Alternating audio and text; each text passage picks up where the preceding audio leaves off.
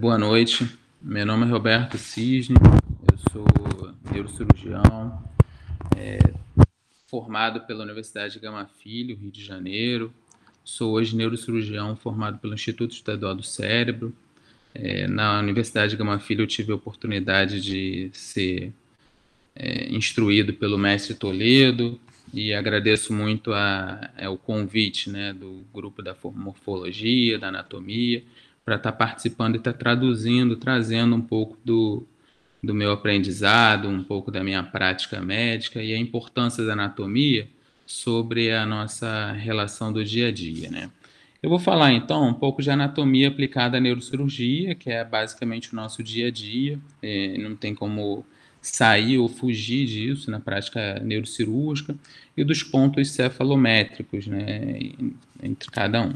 Se a gente pensa em pontos cefalométricos, a gente pensa em todas as estruturas, na verdade, que fazem alguma relação, não somente com a córtex, mas com acidentes ósseos do crânio e a natureza entre cada um deles. Na verdade, a gente vai ver que cada um se relaciona entre si, não somente com a córtex craniana. Pensando como primeiro ponto, a gente pensa no ponto mais alto do crânio, que se chama vértex. Esse ponto, na verdade, ele se situa sobre a sutura sagital mediana e é o ponto próximo ao ponto médio do crânio, né? Ele é a interseção importante, que ele está sobre o seio sagital superior e ele é a interseção entre o seu ponto anterior e ponto médio. Logo à frente, nós vemos o bregma. O bregma é um ponto também sobre a linha média craniana. Esse ponto ele tem a sua importância sobre a junção entre as suturas coronal direita e esquerda e a sutura sagital do crânio. É um ponto também de interseção, que situa também o terço anterior do seio sagital superior. Logo posterior ao bregma, e não só como importância em relação ao bregma, temos o ponto rolândico. O ponto rolândico ele é um ponto de referência para o sulco central ou sulco rolândico do encéfalo, né? Então a gente vê já a relação entre as estruturas ósseas e a corticalidade do encéfalo, né? É um ponto importante, porque qualquer acesso craniano a gente tem que ter percepção sobre a área e a eloquência da área que se situa abaixo da craniotomia. O ponto rolândico tem uma relação direta com o bregma de mais ou menos 5, 6 centímetros, e na prática a gente usa bastante isso. Ele também está situado sobre a linha média craniana. Abaixo, nós temos o ponto estefânio. O estefânio, na verdade, ele é uma interseção entre a sutura coronal e a linha temporal superior. Lembrando que a linha temporal superior é um ponto de inserção da face superior do músculo temporal, ponto importante esse de transição frontotemporal. Essa interseção, chamada estefânio, ela se refere justamente a um ponto que nos conduz ao giro frontal inferior. Um pouco mais inferior a esse ponto, nós temos o pitério. O pitério é uma zona muito importante para o neurocirurgião. É uma zona onde você tem a união de quatro ossos: frontal, temporal, parietal e esfenoidal. Por muitas vezes, ele está relacionado com hemorragias epidurais, principalmente da artéria meningéia média.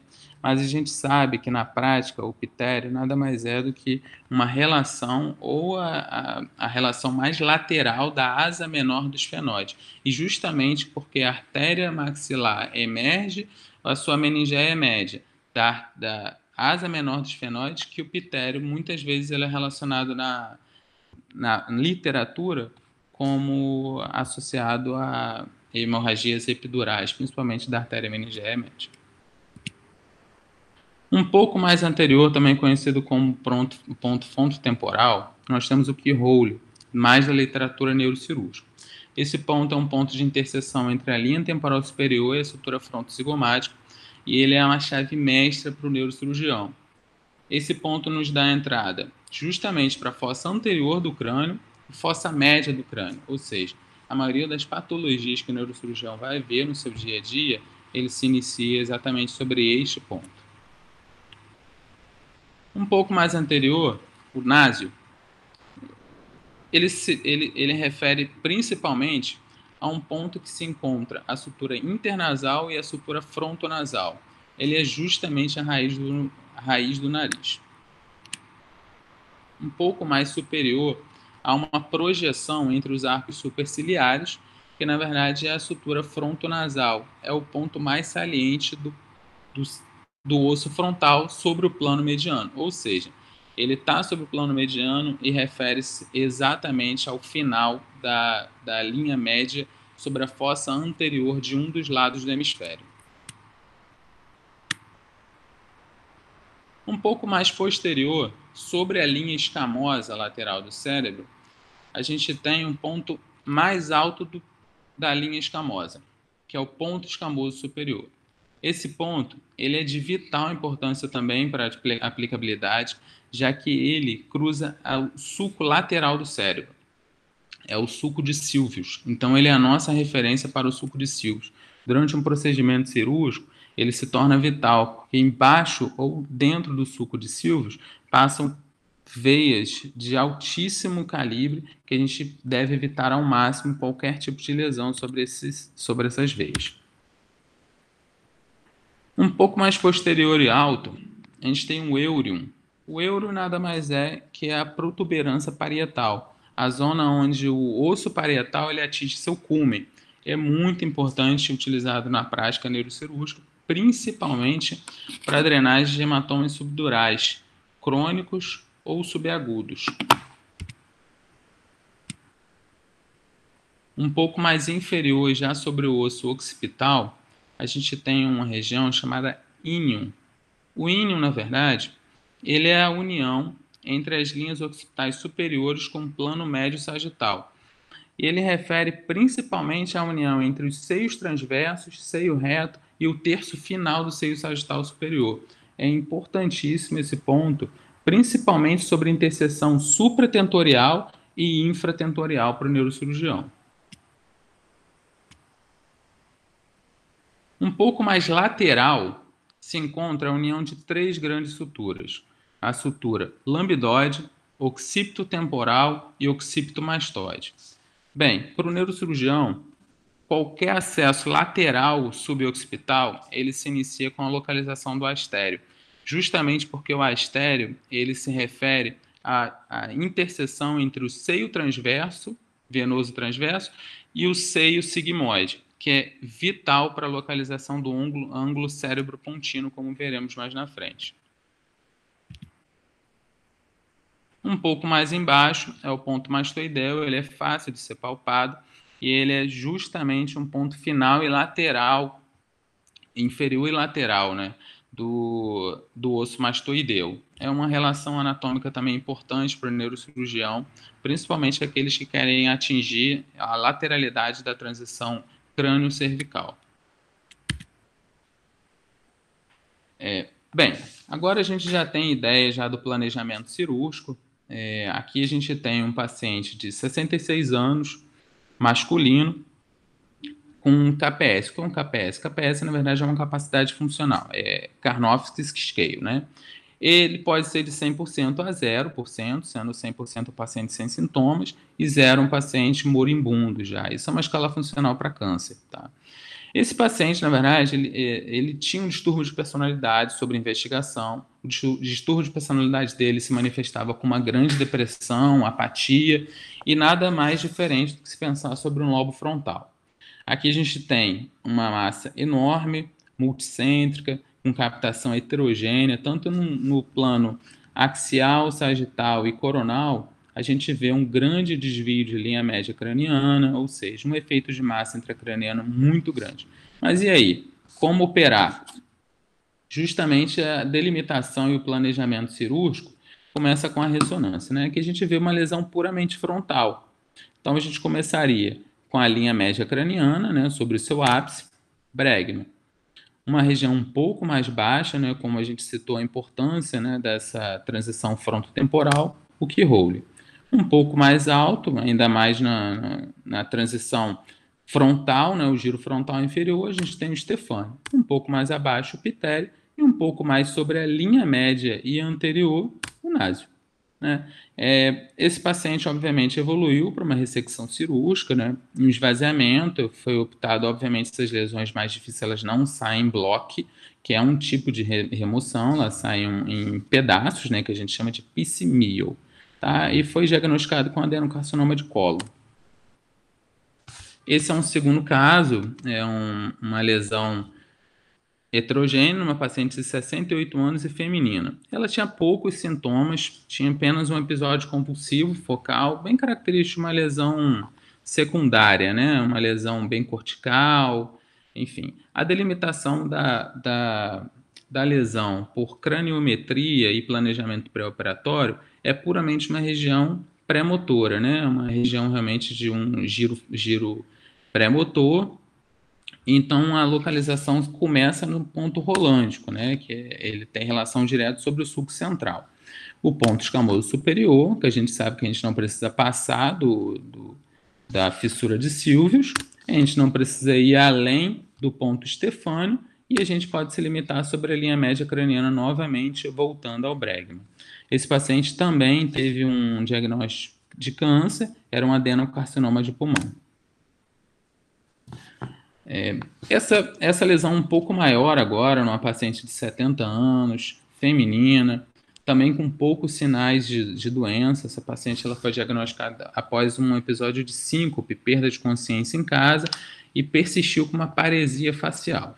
Tá?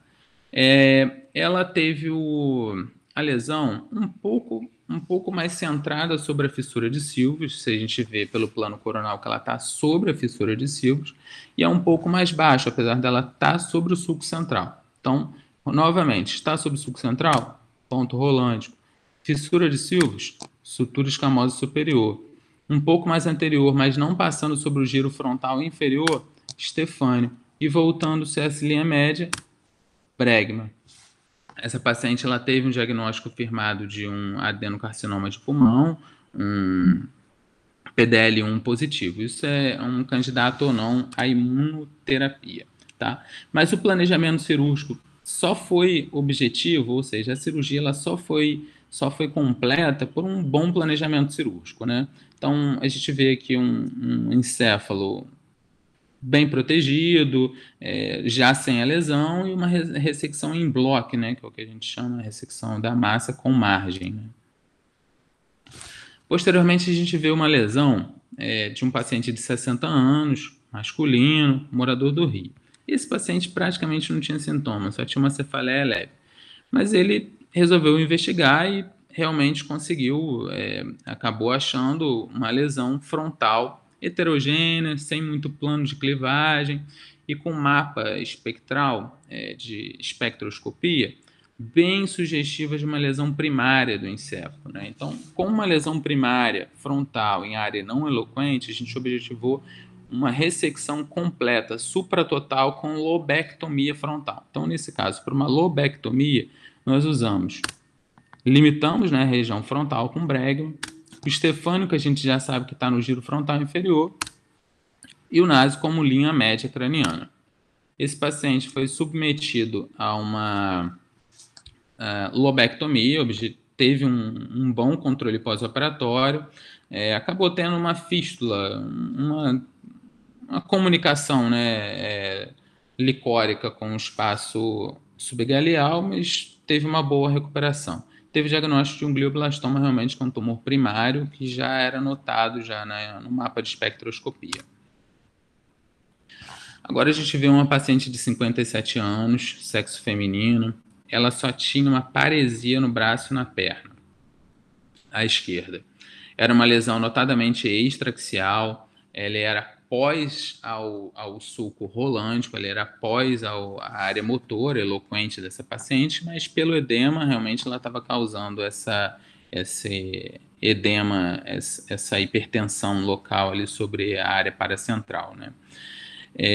Foi objetivado também uma craniotomia para remoção, e como área, aqui a gente tem o eurium, né, como realmente uma região bem parietal, bem sobre a bossa parietal, o encontro entre as duas subturas lambidoides e o ponto rolândico superior. tá? Essa foi feita também uma ressecção radical da lesão e foi dado como meningioma, que é um tumor primário do encéfalo, um tumor que vem das meninges cerebrais. É um tumor benigno quando OMS grau 1. Posteriormente, a gente tem um paciente do sexo masculino, 27 anos, que tem uma patologia muito peculiar.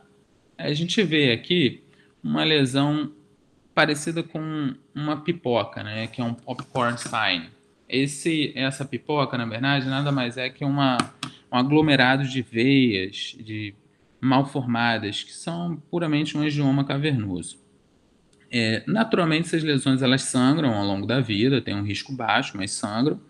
E a grande consequência dessas lesões são o grande potencial epilético que elas conduzem. Então, esse paciente ele estava em uso de 3 anticonvulsivantes, sem controle objetivo, e a gente procedeu com a cirurgia para ele. Obviamente, com uma lesão sobre o giro orbitário inferior, a gente objetivou, obviamente, uma craniotomia subfrontal, notadamente sobre o estefânio, pitério, sobre o ponto frontotemporal, keyhole, e sobre o naso. Esse paciente teve uma remoção completa da lesão. Aqui a gente vê à esquerda ainda esses sinais, como a gente chama de popcorn, que é o que a gente vê realmente na ressonância, são essas malformações, né, vasculares, e à direita já a remoção completa da lesão.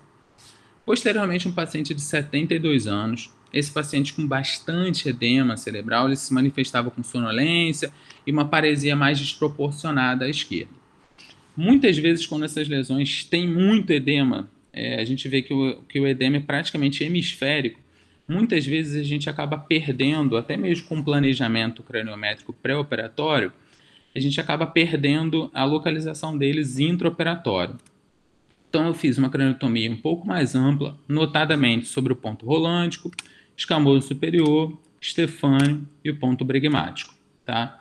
Esse paciente, a gente usou um ultrassom intraoperatório simplesmente exatamente por conta esse grande edema. Então a gente sabia que após a craniotomia haveria um desvio, né, da lesão e a gente poderia acabar perdendo. Aqui a gente vê que a imagem da córtex cerebral ele já está situado mais abaixo da craniotomia, já modificado já do planejamento pré-operatório. Também obteve uma ressecção completa, teve como diagnóstico um adenocarcinoma de pulmão. Esse caso é um paciente de 44 anos, ele é masculino e ele tinha uma dor em gatilho sobre a rima labial à direita, à esquerda, e ele era totalmente refratário à carbamazepina, ou seja, esse paciente tinha uma neuralgia do trigêmeo clássica, muito pior ao inverno e totalmente refratário, tanto à carbamazepina quanto à oxicarbamazepina, que hoje são padrão ouro. Então a gente estabeleceu, pela ressonância, a gente viu um conflito claro entre a artéria e a veia, a artéria áica nesse sentido, e o nervo trigêmeo. Foi feita uma craniotomia suboccipital. Aqui a gente fez um desenho esquemático, né, antes da craniotomia, mas todos eles a gente objetiva o íneo, o astério e o ponto mastoideu como um ponto mais lateral e inferior realmente. Esse conflito vascular foi desfeito, a gente coloca uma esponja para realocar o vaso e o nervo, realmente. Esse paciente não está mais em uso de carbamazepina e não sente mais, ele está sentindo apenas uma dormência em hemifase completa, tá? Bem, gente, eu nunca chegaria aqui se não fosse justamente pela anatomia, então eu queria traduzir um pouco isso para vocês. Por mais que a gente ache que é fácil a anatomia, mais que é fácil os pontos craniométricos, isso nunca veio de graça, né? Então foi base de muito estudo, a base de muito trabalho e muito estudo, muito curso, enfim.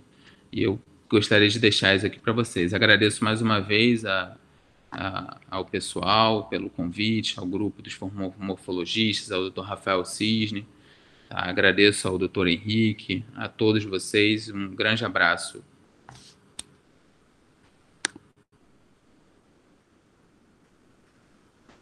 Henrique, encerrou a gravação aí? Ok, vou encerrar agora. Show. Foram 19 minutos e